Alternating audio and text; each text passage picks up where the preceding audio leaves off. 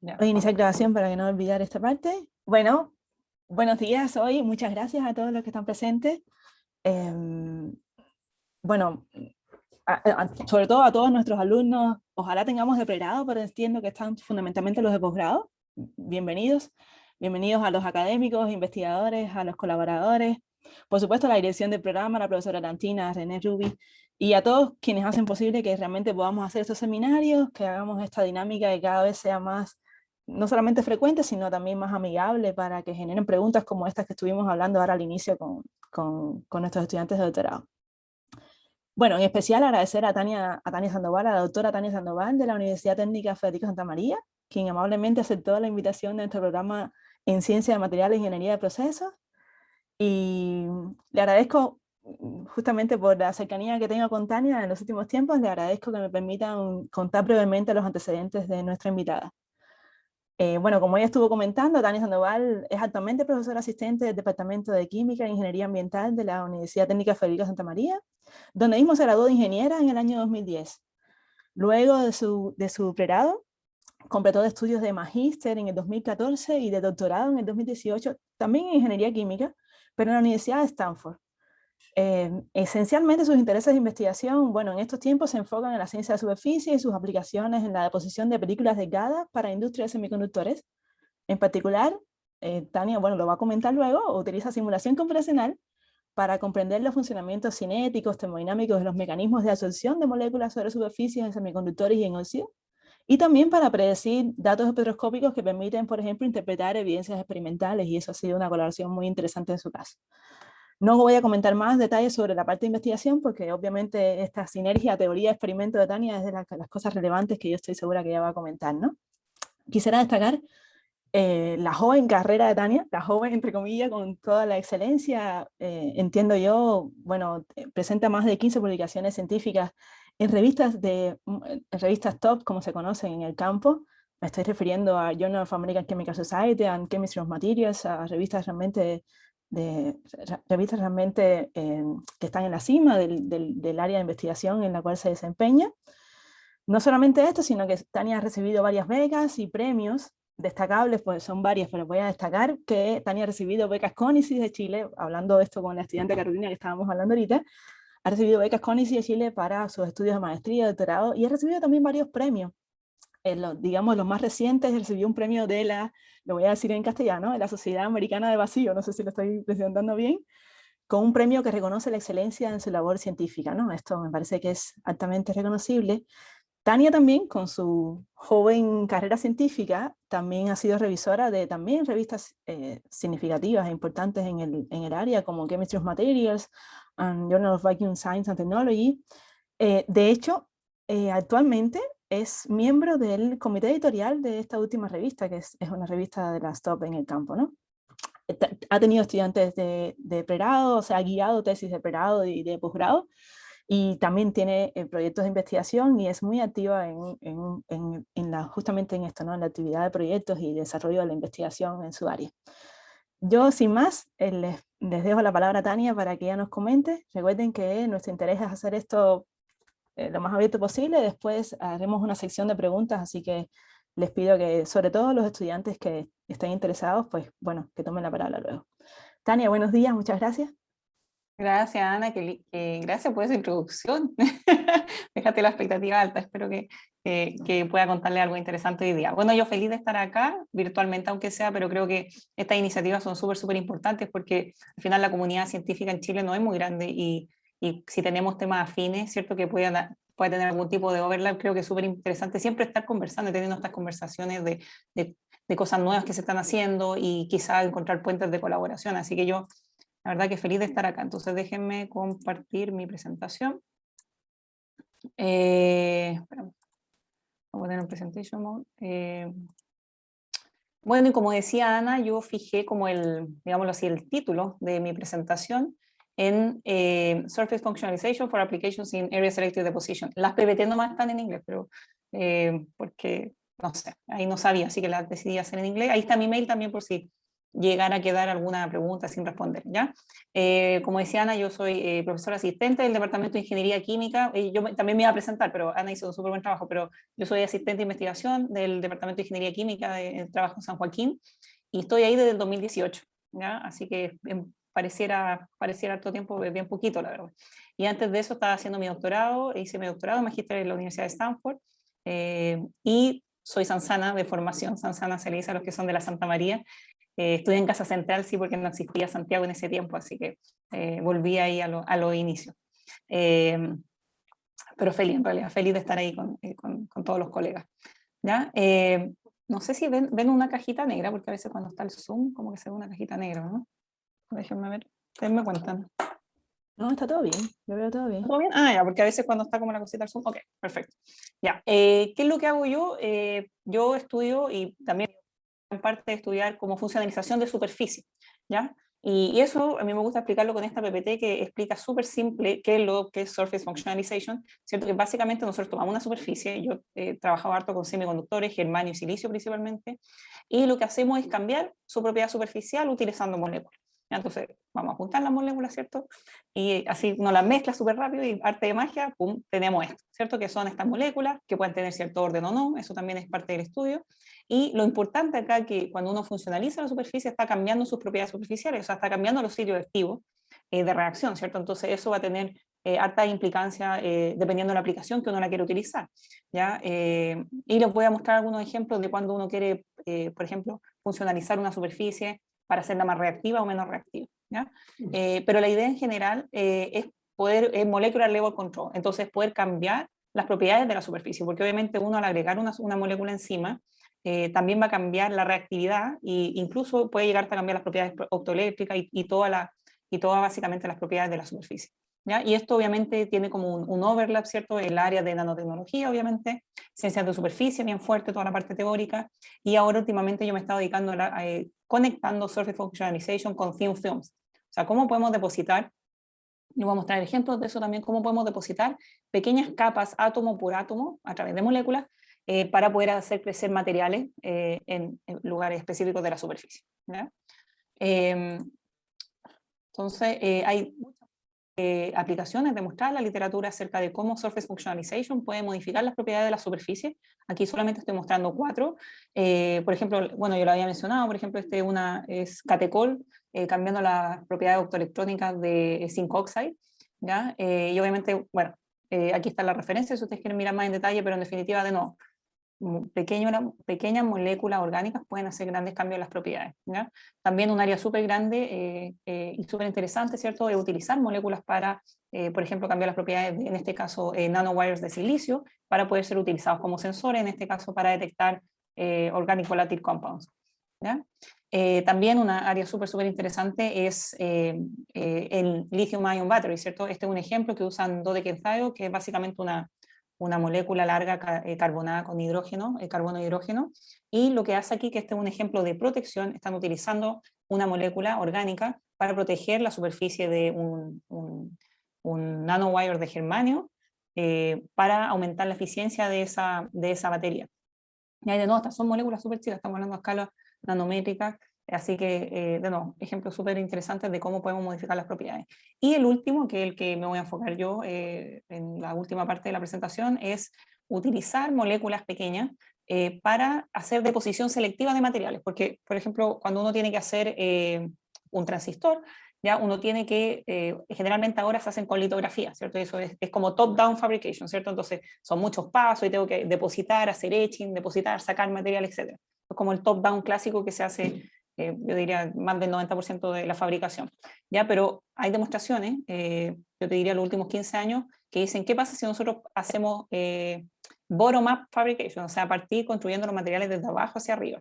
Eso obviamente va a tener mucho beneficio en la fabricación, entonces un área de trabajo en la que estoy haciendo es que estamos utilizando moléculas orgánicas chiquititas para que se depositen selectivamente en algunas superficies para proteger esa superficie y que no ocurra deposición de material en ella. Entonces así no tenemos que hacer deposición, etching.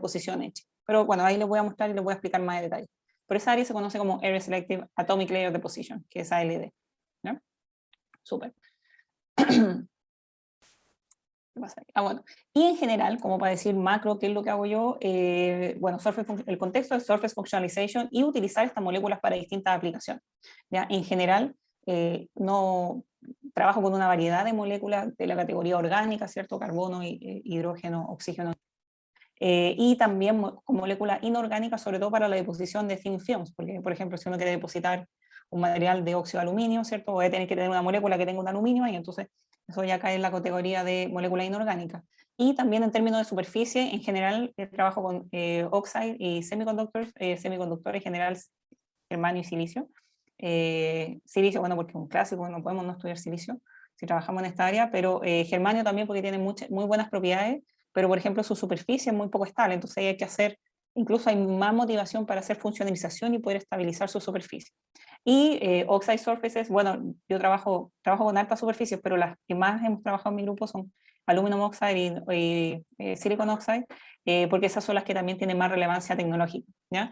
Y mi investigación también es una intersección, tiene aplicaciones relevantes, de hecho tenemos colaboraciones también con empresas que trabajan en nanoelectronics, pero a mí lo que me interesa es la parte fundamental, o sea, hablemos de lo que puse acá, o sea, fundamental understanding of the reaction mechanism, o sea, hablemos de cinética, hablemos de termodinámica, hablemos cómo estas moléculas se están absorbiendo, porque cómo estas moléculas se absorben en la superficie van a determinar las propiedades de esa superficie.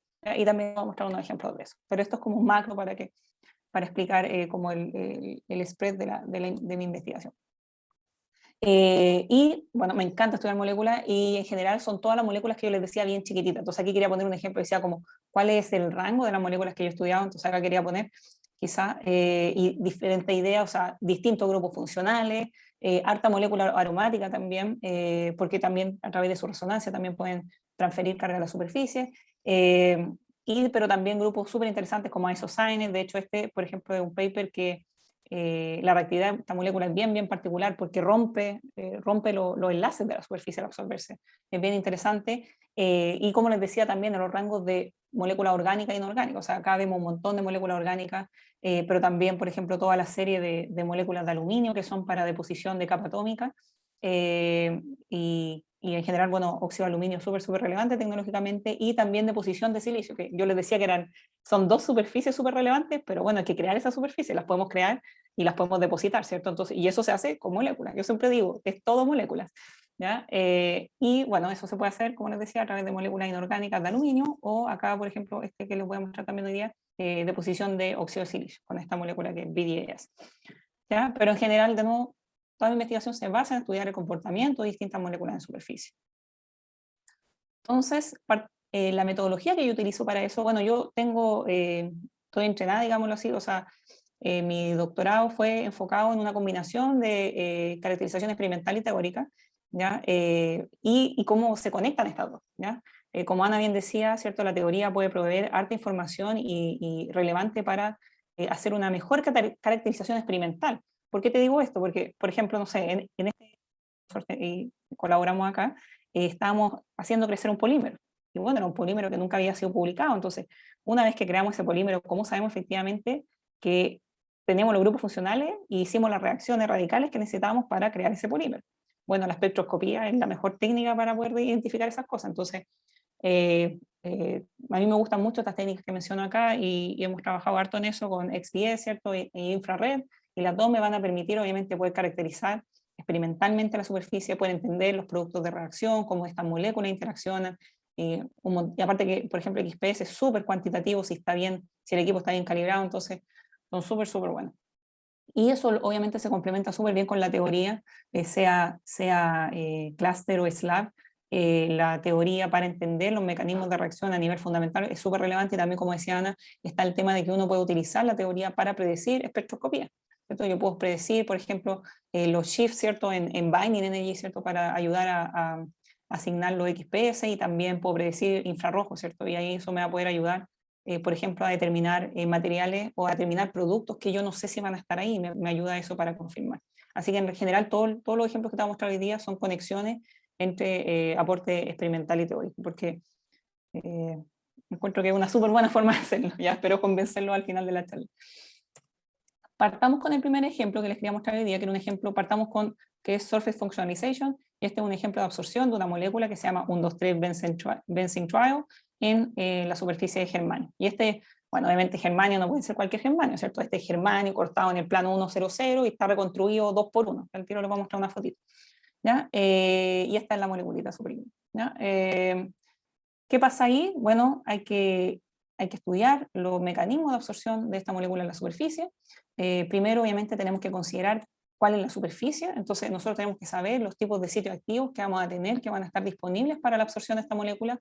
Si nosotros pensamos en germanio 1,00, cuando uno lo prepara, que eso es lo que hacíamos, lo preparamos en ultra vacío, alta temperatura, y lo limpiamos bien, los dímeros de la superficie forman estas como filas y trenches acá, y lo que pasa es que los dímeros se reconstruyen, entonces dos enlaces de germanio se unen entre sí y forman un dímero, ¿ya? Y esa es como la base, la unidad base de reacción de esta superficie, ¿ya? Y es bien interesante porque de hecho existe una distribución de la carga en ese dímero, y de hecho uno de los dímeros electrofílicos y el otro nucleofílico, entonces uno va a querer atraer un par de electrones y el otro va a querer atraer un protón. Entonces es súper, a mí la verdad que un poco súper atraída esta superficie porque tiene propiedades reactivas súper interesantes en términos de los sitios activos, y lo más interesante aún es que nos permite hacer analogías con química orgánica, que quizá a nadie le gustaba en la universidad, pero es súper linda cómo se traduce esa relación. ¿Por qué? Porque, por ejemplo, para tener una reacción ácido-base de Lewis en química orgánica, nosotros tenemos que tener un par de electrones y una molécula que sea capaz de recibirlo. En este caso, como el dímero del germanio tiene una distribución desproporcionada de la carga, el dímero de abajo está básicamente electron depleted, ¿cierto? Entonces va a querer atraer un par de electrones desde la molécula y se forman estos tipos de enlaces dativos. A ver si puedo mostrar lo mismo. Básicamente el nitrógeno va a tener un par de electrones libres y la molécula de germanio la va a absorber y va a formar un enlace dativo. Y después lo que puede hacer es que se puede disociar y puede transferir un protón hacia el dímero de arriba, que está básicamente el que atrae los protones, y formar este tipo de estructura. Entonces esta es una clásica reacción ácido-base de organic chemistry que uno puede ver en la superficie también. Otra que es bien bonita también de ver es la Diels-Alder 4+2, o bueno, 2+2 también, que básicamente que yo tengo dos enlaces, tengo básicamente dos moléculas con enlaces pi, ¿cierto? Y pueden formar un ciclo, y eso uno también lo puede ver en la superficie súper lindo porque cuando se forma el dímero, el germanio tiene coordinación 4, entonces tiene un pseudo enlace doble entre el dímero, y ese enlace doble es lo suficientemente fuerte para contar, para que se genere como un camino para reacciones de Diels-Alder, que son las cicloadiciones. Y uno puede ver la formación de estos ciclos también, y básicamente la reacción procede con la misma analogía que las cicloadiciones en química orgánica. ¿Ya? Y de nuevo, y eso se da por las propiedades y las reactividades de estos sitios activos de esta superficie. Será bien, y lo pudimos comprobar teórica y experimentalmente, la verdad que era como, y las analogías son súper directas. Y bueno, acá también mostraba la 2+2, la cicloadición 2+2, porque incluso es la más interesante, porque la 2+2 no puede ocurrir en química orgánica sin catalizadores, ¿ya? ¿Por qué? Porque hay un tema del alineamiento de los orbitales para que se lleve a cabo esa reacción, pero en la superficie se rompe la simetría que hace que esto sea, que sea prohibido en orgánica, y la distribución de las cargas del dímero de germanio, que esté un poco ladeado, digámoslo así, el dímero de germanio rompe la simetría que hace que estas reacciones sean prohibidas, y uno ve estas reacciones en las superficies de germanio. Entonces, de nuevo, podemos crear analogías desde química orgánica a las superficies de germanio. En el caso de esta molécula 1,2,3-benzintriol, tiene un grupo H, nosotros sabemos que los oxígenos tienen par de electrones disponibles para reaccionar, entonces uno puede predecir a través de la teoría la coordenada de reacción y poder entender cómo estas moléculas reaccionan en la superficie. Entonces inicialmente, si partimos de los reactantes en cero, esta molécula va a formar un enlace dativo que va a donar un par de electrones a la superficie, después va a romper un enlace para disociarse, como la que estoy mostrando acá. Después va a reaccionar de millones de caminos y uno tiene que explorar todo eso para poder entenderlo, ¿ya? ¿Por qué? Porque puede reaccionar con dos grupos OH, ya que es la siguiente reacción, pero obviamente va a haber una diferencia en la reactividad si reacciona con estos dos grupos oxígeno o con estos dos, porque eso también afecta que tanto la molécula se tiene que elongar o contraer, y eso genera un efecto, como uno pierde energía por strain energy. Entonces, esa flexibilidad de la molécula también te puede costar energía. Y también como la superficie no es simétrica, porque recuerden que teníamos filas y teníamos trenches, y las separaciones de los sitios activos varían. Entonces eso también va a determinar qué tanto la molécula se tiene que elongar o contraer, y eso va a afectar la energía. Entonces por eso hay tantos caminos para una sola reacción.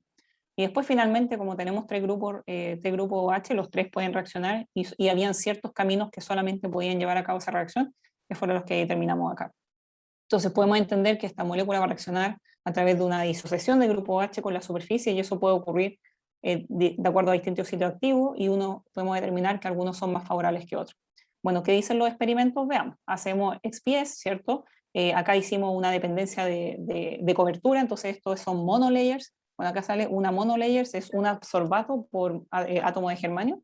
Entonces estos son bien poquitos, o sea, imaginen 0,08 monolayers hasta 0,2, ¿ya? Lo que sí nosotros podemos ver que a medida que vamos de menos a más, la distribución de los productos de la superficie ha cambiado, ¿ya? Acá tenemos un carbon 1s y un oxygen 1s. Aquí básicamente estoy viendo la binding energy, que es la energía de los enlaces de átomos de carbono y la energía de enlace de átomos de oxígeno. Lo importante es que, y por eso es que XP es tan lindo, porque de acuerdo a la energía del pic exacto al que yo encuentro en mi experimento, eso me va a decir la naturaleza química del enlace, ¿ya? Entonces, por ejemplo, si yo empiezo en esta molécula en la fase gaseosa sin reaccionar, yo digo, ok, si esta molécula viene en la fase gaseosa y no reaccionara con la superficie, yo solo debería ver 2 pics en el carbono y 1 pic en el oxígeno. 2 pics en el carbono, porque obviamente tengo dos tipos de carbono en mi molécula, ¿cierto?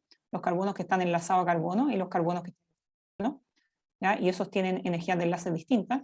Acá pasa que los carbonos que están enlazados con el oxígeno, como el oxígeno está en el electronegativo, el oxígeno le tira densidad electrónica al carbono, entonces el carbono como que se agarra más fuerte a sus electrones y sube su energía de enlace. Entonces, y ahí está determinado. Es súper claro, es bien lindo de ver. Y en el caso de los grupos de hidroxilo, son todos iguales. En la fase gaseosa son todos grupos de hidroxilo, y nosotros deberíamos ver solo este pic. Pero nosotros vemos que en el espectro de oxígeno vemos otro pic que incluso está en mayor proporción. Y eso está súper también reportado en la literatura, que esos son enlaces de oxígeno enlazado con germanio, ¿ya? ¿Y por qué es menor energía de enlace que el grupo H? Porque el germanio es como, de hecho en la literatura se conoce como electropositivo, que tiene tan poquita electronegatividad que incluso como que dona electron density al oxígeno, entonces eso baja porque el oxígeno está feliz ahí porque tiene electron density para regalar. Pero no, esto lo podemos ver, está súper bien, nosotros podemos calcular estas binding energies, podemos calcular la posición de estos peaks, y la verdad que hay un súper buen match entre lo que nosotros esperamos teóricamente y lo que vemos en los experimentos, ¿ya? También estudiamos acerca de cómo esta molécula se empacaba en la superficie, porque como vimos variaciones en la cobertura, queríamos ver qué estaba afectando la cobertura. Entonces nosotros hicimos un estudio teórico, determinamos que la forma, el orden en que esta molécula se absorbía en la superficie está determinado por dos cosas principales. Había un efecto estérico importante porque cuando estas moléculas se absorbían en la superficie, a veces uno cree que la molécula viene en la superficie y se absorbe así, paradita, súper ordenada. La verdad que no es así, porque en este caso, cuando la molécula, por ejemplo, se absorbía con dos grupos hidroxilo, al tiro el enlace óptimo es que el benceno, que es el benceno que está acá, tenga un ángulo, bueno, casi paralelo con la superficie, porque obviamente aquí hay un enlace óptimo de 120, entonces la verdad que queda bien acostado en la superficie, y obviamente eso genera un efecto estérico para el sitio activo que está acá al lado, ¿ya? Y aún más, cuando la molécula reacciona con 3 grupos OH, incluso bloquea algunos sitios activos. Por ejemplo, esta es una imagen que queríamos mostrar, y que cuando la molécula se absorbe con 3 grupos OH, de hecho bloquea este sitio activo acá. Acá por efecto estérico ninguna otra molécula puede llegar y absorber. Entonces, también esta molécula previene que todos los sitios activos sean ocupados. Y lo otro que vimos también, que era bien lindo, era que esta molécula, como tiene los grupos H tan cerca, es bien propensa a formar grupos de enlace de hidrógeno. Pero cuando encuentra otra molécula cerca de ella, en vez de hacer enlace de hidrógeno con ella misma, va a hacer enlace de hidrógeno con las moléculas que están alrededor. Y de hecho esto lo podemos ver y genera una minimización de la energía y una estabilización del sistema. Y acá hay un par de representaciones. Por ejemplo, estas dos moléculas están formando un puente de hidrógeno a través de ese enlace, y acá teníamos otras dos moléculas formando un puente de hidrógeno. Entonces vimos que la molécula, a medida que la superficie se empieza a empacar más y más y más, las moléculas se empiezan a acercar entre ellas y empiezan a formar enlace de hidrógeno. Entonces vimos que el packing también estaba afectado por la forma en que estas moléculas se absorbían y qué tan próximas estaban entre ellas. Bueno, esa era la última. Entonces, en general, por ejemplo, con esta molécula, lo que aprendimos son los productos de reacción relevantes, ¿ya? Que son básicamente estas dos estructuras, Y también lo que nosotros estábamos interesados en este aspecto era ver si podíamos alcanzar una reactividad del 100% de su sitio activo, y lo cual encontramos que en esta molécula no era posible por estos factores que yo estoy diciendo, por el factor estérico y por el factor de enlace de hidrógeno. ¿Ya? Entonces, por ejemplo, esta molécula como es resonante podría ser eventualmente utilizada para cambiar las propiedades optoelectrónicas del sistema, y en este caso, como el enlace se da a través del grupo de oxígeno, en general podría transferir carga a la superficie, pero obviamente eso vamos a tener que evaluarlo de acuerdo a la superficie de interés. ¿Ya? Pero este es un ejemplo clásico de un estudio de surface functionalization, porque acá estamos de nuevo cambiando las propiedades de la superficie de germanio, que es súper reactiva, a una menos reactiva en este caso, porque tenemos, tenemos básicamente los grupos OH reaccionando con la superficie. Ese es un primer ejemplo que les quería mostrar. Espero que no vaya muy rápido, seguro van a haber más preguntas, pero en general este clásico ejemplo de surface functionalization. Aplicaciones de surface functionalization pueden harto en la literatura. De hecho en la primera PPT les mostré, la primera que yo quiero hablar, porque obviamente son las que me interesan a mí, las que hemos trabajado, son las asociadas a thin film deposition. Entonces, cuando uno quiere depositar un material en alguna superficie determinada, uno lo puede hacer a través de hartos mecanismos, ¿cierto? Puede utilizar chemical vapor deposition, physical vapor deposition, no sé, spattering, qué sé yo.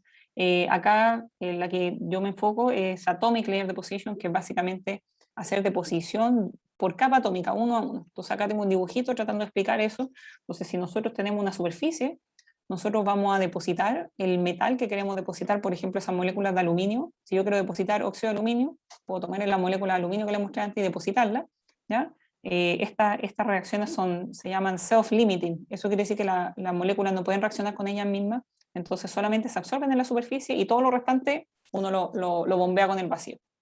Después uno tiene que incorporar una segunda molécula que se llama correactante, que lo que hace es que va a terminar de reaccionar con todos los ligandos que queden. Entonces, por ejemplo, el óxido de aluminio en general se deposita con trimetal aluminum, que es aluminio y 3-metilo. Entonces, el aluminio va a la superficie y en general reacciona con 1 o 2 metilos que se van, y en general siempre queda 1 o 2 metilos dando vuelta. Entonces, después viene agua, y el agua termina de reaccionar con esos metilos y los saca de la superficie. Y después, si uno hace esto miles de veces, obviamente uno va generando el material que desea. Entonces acá el azul representa el aluminio, y este rojo representa agua. Entonces ahí uno genera el óxido de aluminio. Entonces ahí lo va haciendo y va creciendo. Y lo bueno es que como es súper controlado, uno puede crecer una capa. Por eso se llama atomic layer deposition, porque uno puede ir haciendo una capa a una. ¿Ya?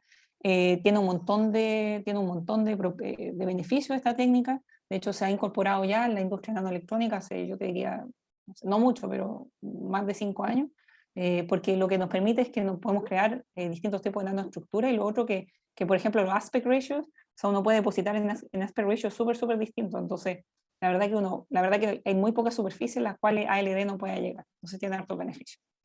Lo que yo quería hacer era entender el efecto en la deposición de capa atómica al utilizar distintas moléculas de deposición de aluminio. Entonces lo que hice fue que tomé todas estas moléculas de aluminio y bueno, decidí estudiar básicamente las diferencias en reacción y cómo eso iba a afectar la deposición de capa atómica, básicamente la deposición de óxido de aluminio. Esta molécula es la que yo les decía que era trimetal aluminum, que es básicamente la molécula que más se utiliza, o sea, más del 90% de las deposiciones de capa atómica de óxido de aluminio se hacen con trimetal aluminum, porque es súper reactivo, es fácil, es súper tóxico, pero súper reactivo, fácil de depositar y tiene la cinética es rápida. Entonces, siempre tenemos que estudiar esta porque es nuestro benchmark, ¿cierto? Si vamos a cambiar algo, tenemos que siempre compararlo a nuestro punto inicial con nuestro benchmark. Sabemos también, la literatura es súper clara en decir que la química de los precursores, estos se conocen como precursores de ALD, yo le digo moléculas orgánicas, pero en el rubro de ALD se conocen como precursores. Obviamente, dependiendo de la molécula, eso va a tener un efecto grande en la deposición de capa atómica, y incluso los ligandos tienen una importancia más importante que el metal en determinar la naturaleza de la química de ALD. ¿Por qué digo? Porque, por ejemplo, a veces si uno no puede remover un ligando porque la cinética es muy difícil, eso puede hacer que nuestro material tenga impurezas, por ejemplo. Eso pasa en general con los ligandos de cloro, que las barreras de activación son súper altas y cortar esos enlaces cuesta harta plata. O sea, energía no plata. Pero bueno. se entiende. El mecanismo de reacción, nosotros podemos utilizar Density Functional Theory para calcular esto, pero en términos generales lo que uno hace es que si uno tiene una superficie hidroxilada, que son óxido de silicio, una superficie clásica para estudiar y de relevancia tecnológica en nanoelectrónico, entonces en general uno va a depositar esta molécula en óxido de silicio y el sitio activo es básicamente un grupo hidroxilo. Lo que ocurre ahí es que el metal, en este caso aluminio, se absorbe en el oxígeno, genera una interacción, puede ser física de opción, reacción química que sea, entre el aluminio y el oxígeno, y después lo que hace es que un grupo H se remueve un ligando. Entonces, por ejemplo, aquí hay un typo aquí, pero este hidrógeno no sé por qué está lejos, pero es 1H. Lo que pasa acá es que el hidrógeno después ataca al radical, entonces, por ejemplo, si el radical era un CH3, se mezclan y forman metano, y el metano sale en la fase gaseosa, y ahí se forma un enlace covalente. Entonces después tiene que haber otra reacción para eliminar todos los otros ligandos, para que te quede el óxido de aluminio perfecto. Y lo que utilizamos acá para hacer eso es un típico enlace, una superficie de óxido de silicio. Estos son cálculos periódicos, ¿sí? Para tener una mejor estimación de la absorción. Bueno, el sitio activo el grupo H. Lo que hicimos acá y que fue súper interesante es estudiar sistemáticamente cómo cambiaba la energía y la cinética, la energía de absorción y la cinética de esta molécula en óxido de silicio. Entonces déjenme explicar un poquito este gráfico. Lo que estábamos estudiando acá era la reacción inicial, que era básicamente una reacción molecular de estos precursores en la superficie de óxido de silicio, formaban esta interacción entre el aluminio y el oxígeno, y vemos tendencia súper clara entre la energía de absorción, que el eje Y de esta figura, con la estructura molecular de estos precursores. Si por ejemplo, si vemos la leyenda roja, es la energía de absorción total, ¿ya? Y o sea, a simple vista podemos ver que existe una correlación entre los ligandos de esa molécula y la energía de absorción. De hecho, si nosotros vemos acá, yo lo tengo ordenado, vemos que se correlaciona con el número de átomos de cloro. Quiere decir que a medida que aumento el número de átomos de cloro en mi molécula de aluminio, la energía de absorción se vuelve más favorable, ¿ya? Lo cual tiene harto sentido, porque el cloro es súper electronegativo en comparación con el carbono. Entonces, a medida que yo aumento el número de cloro, empiezo a como absorber más la densidad electrónica del aluminio. Entonces, por aluminio se está ahogando, que le están quitando toda su densidad electrónica, y después encuentra un electrón pair en la superficie, entonces después va a la superficie, y el oxígeno tiene un par de electrones libres y lo absorbe. Lo absorbe más fuertemente porque obviamente está electron depleted por la presencia del cloro. Pues eso es lo que pasa, como en términos generales. Y lo bueno de DFT es que uno puede dar un paso más allá en entender el origen de estos valores de energía de absorción. Entonces, algo simple que uno puede hacer con DFT es desacoplar la energía de absorción en dos componentes, que es el componente de dispersión y es el componente electrónico, ¿ya? En general, el componente de dispersión está asociado como a la energies. Entonces, esas dispersion energies son esta energías de dispersión que son no covalentes y en general están bien asociadas también al tamaño de la molécula. De hecho, si nos damos cuenta, eso es lo verde acá en el gráfico, todas estas moléculas tienen un tamaño bien similar y se traduce en el valor de la energía de dispersión, ¿ya? Entonces, la verdad, ¿y qué es lo que podemos concluir ahí? Que este valor de energía de absorción no está, a ver, veámoslo de otra forma, que en definitiva la dispersión no es la que genera la tendencia en la energía de absorción, ¿cierto? Porque eso es lineal básicamente. Lo que está causando que la tendencia a la energía de absorción sea así es el componente electrónico de esa energía, lo cual tiene sentido porque el componente electrónico de esa energía habla de la naturaleza química de la molécula en el sentido de su reactividad. Entonces eso también nos permite comprobar que esta tendencia que estamos viendo entre la energía de absorción y la estructura molecular de estos precursores está dado por la naturaleza química. Entonces acá básicamente explico lo que pasa ahí, es que la energía de absorción se aumenta con el número de átomos de cloro, y eso es un efecto electrónico porque a medida que yo aumento el número de cloros, el aluminio se vuelve un fuerte Lewis acid, y es por este efecto de la electronegatividad del cloro. Y para nuestra suerte, nosotros tenemos buenos colaboradores experimentales, en este caso que lo hicimos con mi advisor del doctorado en Stanford, y esto se correlaciona súper bien con los datos que nosotros estábamos observando en los experimentos. Entonces, déjenme mostrarles qué pasa ahí. Antes de eso, otra cosa que quería decir acerca de la Lewis acidity, que era para queremos comprobar y robustecer el análisis de que efectivamente al aumentar el número de cloro estamos aumentando la Lewis acidity del aluminio, es tomar un par de descriptores bien simples y poder entender el efecto entre el número de átomos de cloro y la Lewis acidity. Y dos descriptores clásicos que te dan una señal y te indican qué tan Lewis acid es algo, son el Global Electrophilicity Index y la electronegatividad. Y la verdad que los dos se correlacionan súper bien con el aumento de la Lewis acidity con el número de cloro. Entonces este fue un check adicional en definitiva que hicimos para darnos cuenta que era la causante de la tendencia que veíamos en la energía de absorción. Y bueno, es básicamente lo mismo. Pero veamos, yo sé que es súper interesante ver esta conexión entre experimento y teoría, entonces quiero llegar rápido también a los resultados. Nosotros podemos ver que cuando llevamos esta molécula al reactor, claramente existe un efecto, una diferencia en cómo estas moléculas están reaccionando con la superficie. ¿Qué tenemos acá? Acá tenemos el porcentaje de aluminio, ¿ya?, en la superficie versus purging time. ¿Se acuerdan que yo les mostré la figura de ALD que uno depositaba la molécula, después tenía que bombear para sacar el resto? Depositaba la molécula, tenía que bombear para sacar el resto. Entonces, ¿qué pasa?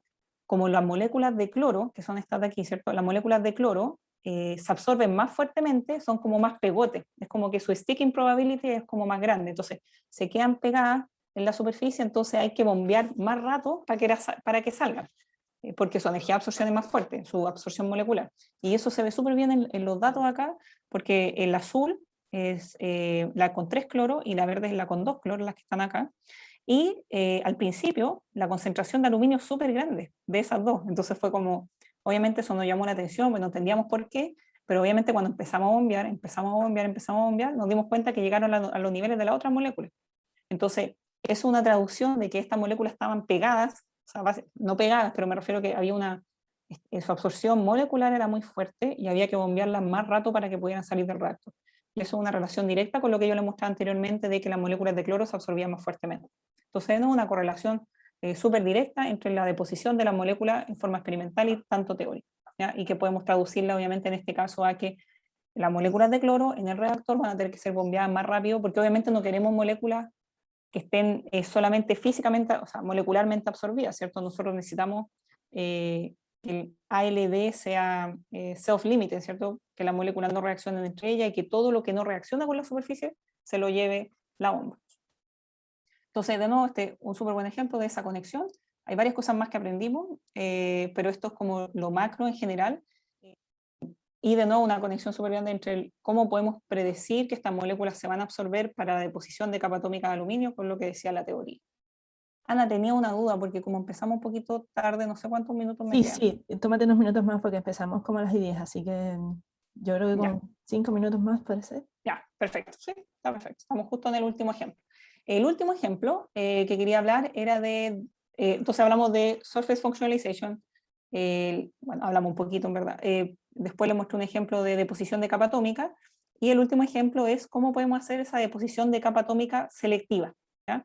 Que esta es mi área de investigación ahora más reciente también, pero que conecta las dos partes anteriores, porque lo que vamos a tener que hacer es que vamos a tener que tomar ALD y vamos a tener que funcionalizar algunas partes de la superficie para que el ALD, para que la deposición de capa atómica sea solamente en algunas partes del material. Entonces, en términos bien simples, lo que vamos a hacer es que vamos a tener dos superficies y vamos a tener que funcionalizar una, y esa funcionalización lo que va a hacer es que va a proteger la superficie de la deposición del material para solamente depositar en un lado, ¿ya? Entonces, es una combinación de Surface Functionalization y ALD, ¿ya? En este caso, lo que hicimos es que utilizamos esta molécula pequeña, que es acetilacetona, para proteger la superficie de deposición de ALD, y acá lo que queríamos depositar era óxido de silicio. Y primero tenemos que entender cómo esta molécula reacciona en la superficie, porque tenemos que entender cómo va a proteger la superficie de la deposición de capa atómica, y en este caso acetilacetona podía reaccionar con estos 4 caminos distintos, y son súper distintos entre sí. También combinando DFT y experimentos pudimos determinar que la molécula se absorbía con 2 configuraciones principales, que son la A y la B, ¿ya? Entonces no se absorbía solo con una. Entonces, ¿qué quiere decir? Que la protección contra la deposición de capa atómica se iba a llevar a cabo de 2 maneras distintas. Lo que nosotros podemos hacer es estudiar cómo estas moléculas pequeñas van a proteger la superficie. Entonces, una cosa que se puede hacer con la teoría es estudiar las distintas interacciones que estas moléculas que van a proteger la superficie van a interaccionar con el precursor que va a depositar el material, ¿ya? Y nosotros, entonces eso se conoce como Precursor Inhibitor Interactions. Nosotros con DFT podemos estudiar las distintas interacciones y podemos estudiarlas porque tenemos evidencia experimental de que estas moléculas interaccionan de alguna forma, ¿ya? Entonces, por ejemplo, acá nosotros tenemos una superficie y vemos que el precursor se deposita a través de este PIC, y vemos que la molécula, estos PIC negativos son que la molécula está siendo removida de la superficie cuando el precursor se deposita. Entonces, básicamente lo que vemos es que experimentalmente vemos que hay interacciones entre el precursor y estas moléculas que protegen la deposición, y de nuevo eso hace un match súper bueno con lo que nosotros estamos viendo en teoría, de que podemos identificar que las moléculas están interactuando entre ellas. ¿Qué es lo que vamos a hacer? Vamos a calcular energías de interacción entre las distintas configuraciones de esa molécula que está protegiendo la superficie con el precursor que está viniendo, que la molécula es HACAC y el precursor es BDAS. Lo que nosotros determinamos es que hay ciertas configuraciones que tienen interacciones más fuertes que otras interacciones.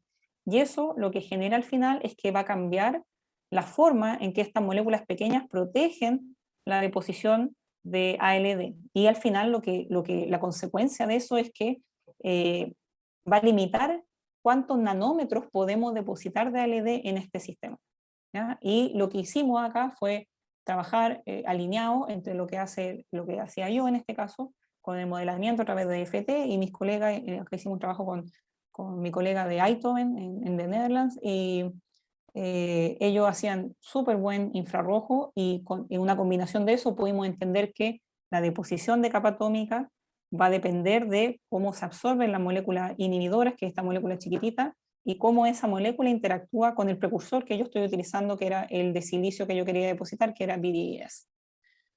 Sé que he dicho harto y sé que podría haber explicado obviamente mucho más profundo. Espero al menos haberle dado como una gran big picture de lo que hago. Obviamente quiero darle las gracias a mis estudiantes que hicieron parte del trabajo, a mis colaboradores. Los trabajos que mostré acá son en colaboración con Eindhoven y con Stanford, y obviamente el funding, por supuesto, y nuestro querido NLHPC para hacer los cálculos, y el centro de CCTVAL de la Santa María que yo utilizo. Así que con eso, feliz de tomar sus preguntas. Gracias. Bueno, muchas gracias, Tania. Aplausos para ti. Bueno, llegó nuestro momento de las preguntas, esta parte del debate del seminario que habíamos contado, Sí. que es lo que nos interesa, así que Sí. bienvenida a las preguntas. Ya saben, favorecido a los estudiantes a que pregunten. Sí, feliz. Pregúntame. ¿Yo?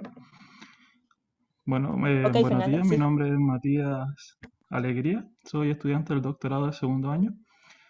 Bueno, yo trabajaré con materiales semiconductores, principalmente en base a óxidos o hidróxido metálico de cobre y otros metales. Voy a estudiar la absorción física de distintos contaminantes en su superficie y luego degradarlos por Física, fotocatálisis. ¿ya? Y eso es una absorción física. Por ejemplo, voy a utilizar fenol, 4-clorofenol, nitrofenol o colorantes aniónico o catiónico. Entonces mi pregunta es que ¿podemos predecir qué molécula orgánica tendrá mayor afinidad con el semiconductor antes de realizar los experimentos? Sí, por supuesto. Y si una Sí. vez que la molécula... ¿Sí?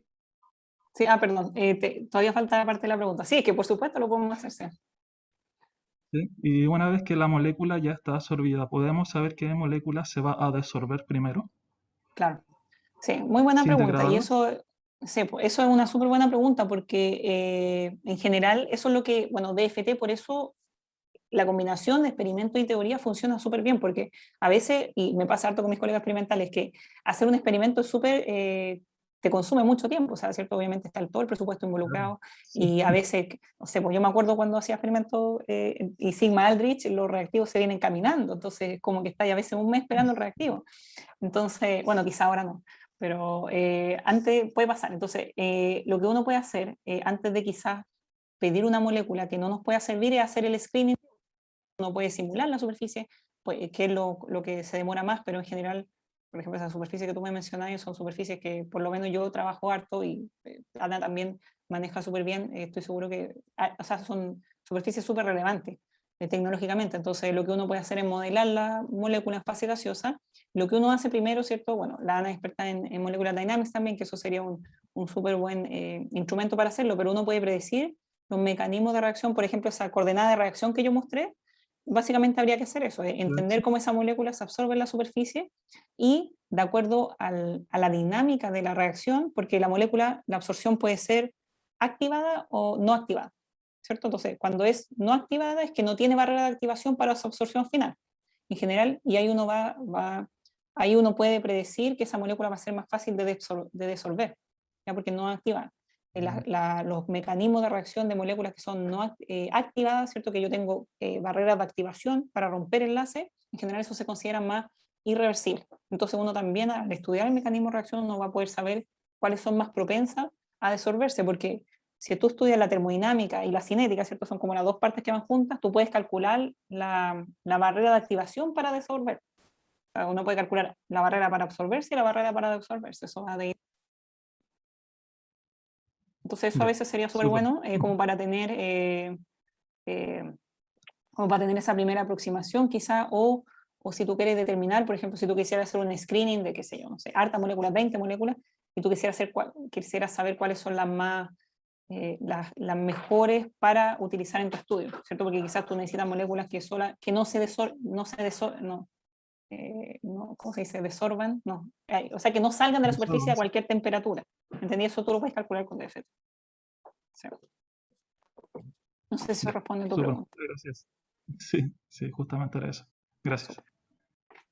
Súper, Sí, pero en súper. verdad yo soy como bien me encanta, o sea, de nuevo, mi doctorado fue así, o sea, fue experimento y teoría, y la verdad que me encantó esa forma de trabajar. Entonces, por ejemplo, yo ahora que he seguido ya mi carrera académica, digámoslo ya como profesor asistente, me continué con la parte teórica, pero también porque tengo súper buenos colegas experimentales y seguimos haciendo ese match de teoría y experimento. Y la verdad que encuentro si esos dos robustece también, pues, por ejemplo, me pasa que si uno quiere publicar como en un journal de alto impacto, la verdad que ya te piden que uno haga teoría, harta caracterización y harta teoría, cada vez están más exigentes, así que encuentro que soy como bien pro a ese match de experimento y teoría. Yo Claro, tengo otra sí, pregunta. justamente, por ejemplo, nosotros la parte Sí, experimental, comente. ahora sí. Ok, ¿quién habla ahora? Pues, ¿Fernando? sí, Porque yo tengo No, dos sí, Fernandos Mati incluidos. quería decir algo. Hay dos Ok, Fernando. ok, ¿Se me está llama? hablando Matías con una sección de Fernando. Ahora habla sí, sí, Fernando, mejor, ¿cierto? Ok, ok, mejor entendamos, sí. ok, ok. Adelante. Matías no iba a terminar la idea. ¿Me escucha? Ah, ya, ya yo hago pregunta entonces. Eh, bueno, muchas gracias por la presentación. Encontré muy interesante esto de mezclar la parte experimental con la parte computacional. Eh, yo soy alumno de segundo año y en el primer año tuvimos clases con la parte computacional con la profesora Ana, el profesor Diego, y aprendimos de que quizá hasta el momento una de las limitaciones de estos cálculos computacionales es la cantidad de átomos que uno puede plantear en estos cálculos. Y respecto a eso, lo que me llamó la atención es si es que uno está en estos cálculos computacionales, uno está limitado a trabajar solamente con monocapas, porque experimentalmente nosotros sabemos que los métodos comunes como para hacer estas monocapas autoensambladas o el método como el buen método que mencionó usted, que era el Atomic Layer Deposition, no siempre forman una monocapa. Entonces, ¿qué tanto se aproximan estos métodos a lo que uno puede simular a través de estos cálculos computacionales? ¿Y cómo Pero súper determinan buena pregunta. experimentalmente esos espesores también? Eso es como que me llamó la atención. Ah, no, los espesores se determinan por el ipsometry, por ejemplo. Eso, Claro. Ese es como el clásico en ANED. Pero en general, en teoría, lo que pasa es que ahí uno tiene que ver qué es lo que uno quiere del DFT, o sea, o del modelamiento, porque, por ejemplo, nosotros utilizamos DFT, bueno, yo utilizo DFT porque nosotros queremos, ¿qué es lo que queremos ver?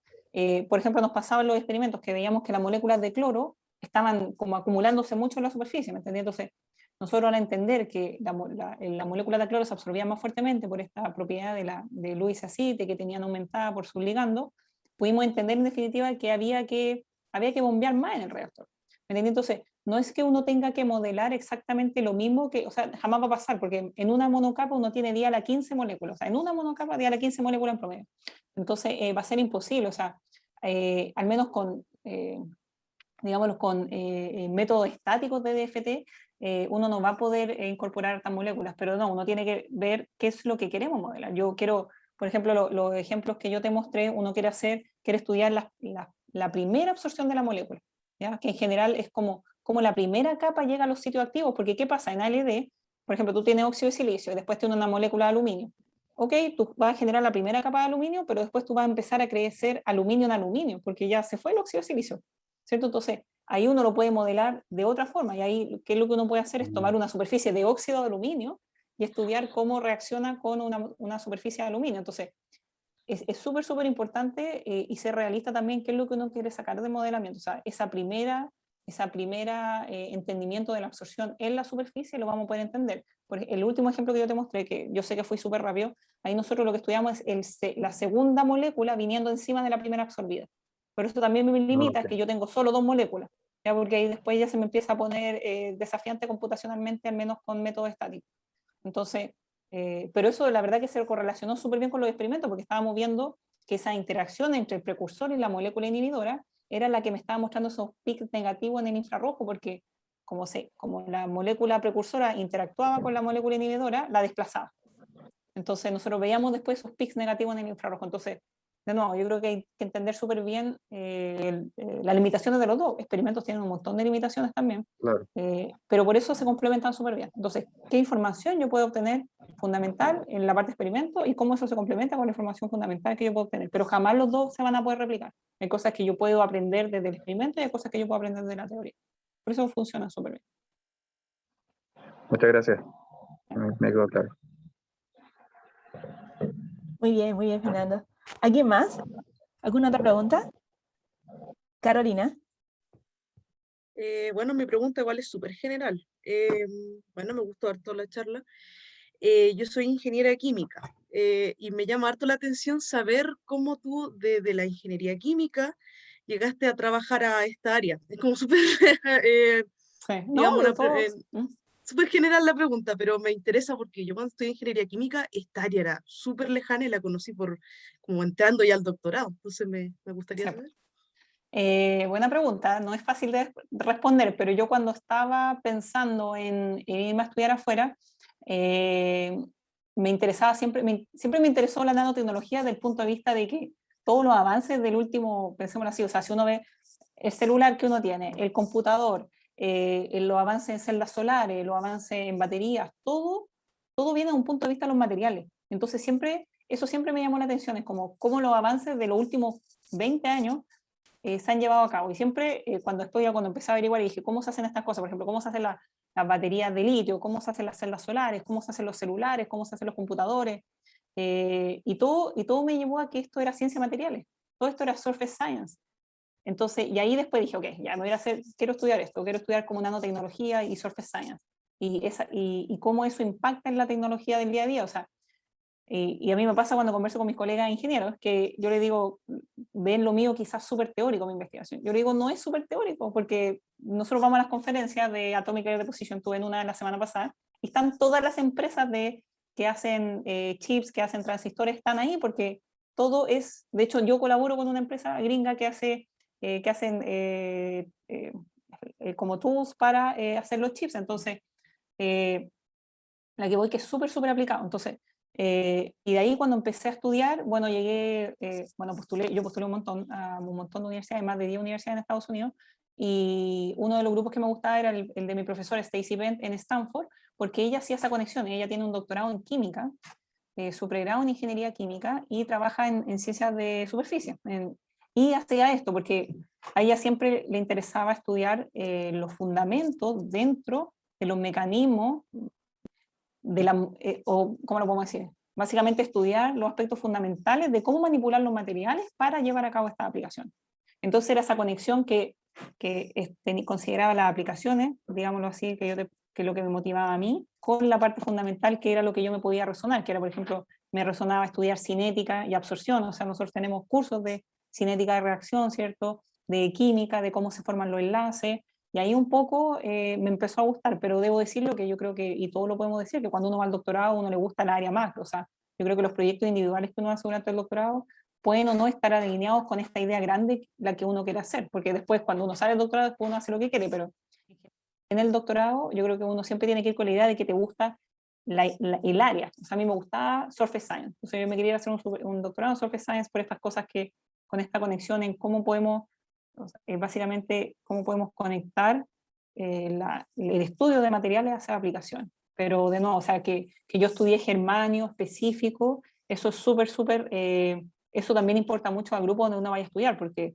tú vayas, no sé, uno necesita, por ejemplo, mi profe tenía una grant y era, ok, nosotros estudiamos estudiando semiconductor, entonces ahí uno tiene ciertos límites dentro de las cosas que quiere estudiar. Entonces, claro, yo elegí todas mis moléculas, elegí los tipos de experimentos que hacíamos, pero obviamente es cierto, uno siempre va a hacer el doctorado dentro del alero de un profesor que tiene beca y todo eso. Entonces yo creo que lo más importante era definir el área y quizás parece muy raro porque yo soy ingeniera química, pero claro, yo no tuve ningún curso de nanotecnología. De hecho, ahora yo estoy tratando de implementar esos cursos como de, estoy haciendo una tutoría de tecnología emergente, de tratar de conectar como procesos de absorción, como esta cosa que vemos en diseño de reactores en ingeniería química, con esto, porque esto es absorción, esto es cinética de absorción, termodinámica de absorción. Yo soy profe de termo, entonces trato de conectar la termodinámica con esto, y de verdad que cada vez estoy viendo más ese match. Yo creo que para mí ahora están súper conectados, entonces ya como que no siento que el gap fue tan grande. Pero está súper bien, o sea, te felicito en verdad, porque eso es lo que pasa también, que uno se queda, a veces uno quiere aprender otra cosa, y para mí era súper distinto lo que yo quería estudiar, no tenía ningún background en eso, pero no, lo que uno necesita cuando uno va a hacer un doctorado es las ganas por entender las cosas a nivel fundamental, ser disciplinado y bueno, hartas cosas más, pero en definitiva, querer aprender algo, o sea, no, el background todos aprenden, o sea, uno agarra un libro, se lee paper, hay que ser metódico, entonces en verdad te aplaudo que hayas dado ese salto que no es muy común, al menos acá en Chile. Los estudiantes son más como física, o química, como que todos se quedan así, entonces, súper bien. Muy bien, muy Ay, bien. gracias. Gracias, Carolina. Gracias. Bueno, tenemos chance para una última pregunta y tiene la mano levantada René. René, por favor. Perfecto. Bueno, primero, Tania, muchas gracias por la presentación, muy interesante, muy dinámica. Y mira, mi consulta es súper simple. Ustedes fabrican, funcionalizan este material. ¿Cómo anda la variabilidad en las características? Porque los experimentales hacen distintos experimentos.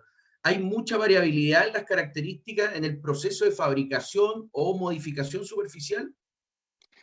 Buena pregunta. Claro, porque los experimentos ahí con el 20% de error, ¿cierto? No.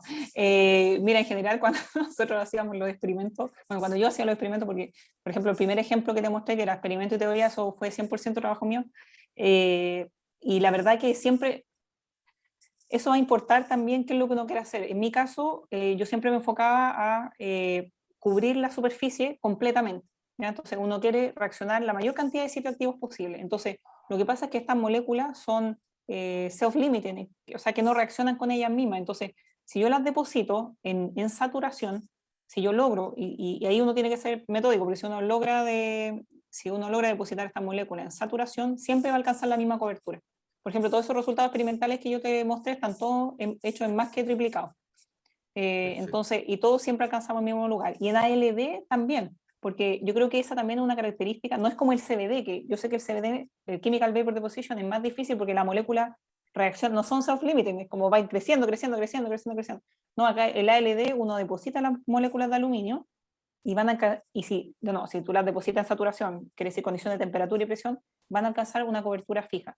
Después tú lo vas a hacer de nuevo y si tú depositas saturación van a alcanzar una cobertura fija y eso se define como growth per cycle, es como cuánto tú logras crecer de ese material en un ciclo, en ese ciclo que yo te mostré. Por ejemplo, con el trimetal aluminum es 1 Armstrong.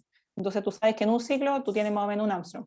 Obviamente después si tú haces algún tipo de microscopía, tú puedes ver que quizás van a ver como pinholes, algunos defectos, pero en general, al menos TMA se deposita súper bien y con una buena cobertura. Ahora cuando nosotros Perfecto. queremos hacer los procesos de selección, o sea, hacer la deposición selectiva, también, siempre que la molécula esté depositada en saturación, es súper reproducible. Entonces hay que controlar condiciones de Perfecto. presión y temperatura. Sí. Ok, y sobre eso mismo, pensando en un escalamiento, ¿dónde están las grandes limitaciones y los grandes desafíos? Ya, buena pregunta, porque esa pregunta que siempre nos hacen es como esto, Lo de la industria siempre le importa eso, por los bottlenecks, ¿cierto? High volume Claro. manufacturing, eso es lo único que quieren. Entonces, de hecho, deposición selectiva ha variado mucho y yo creo que estamos llegando al punto donde esto se puede traducir al high volume manufacturing, porque antes esto se hacía con las SAMs, con moléculas largas carbonadas, porque las SAMs son perfectas cuando están ordenaditas en la superficie, o sea, protegen la deposición de ALD súper bien. Pero ¿qué pasa con las SAMs? Que para tener una SAM que tenga un buen packing, en general se tienen que depositar en solución. Estamos hablando quizás de deposición de 24 48 horas en fase líquida. O sea, tú no vayas a meter tu wafer de silicio, óxido de silicio a fase líquida y después sacarlo y meterlo al reactor en high volume manufacturing. Entonces, la cualidad, ¿no?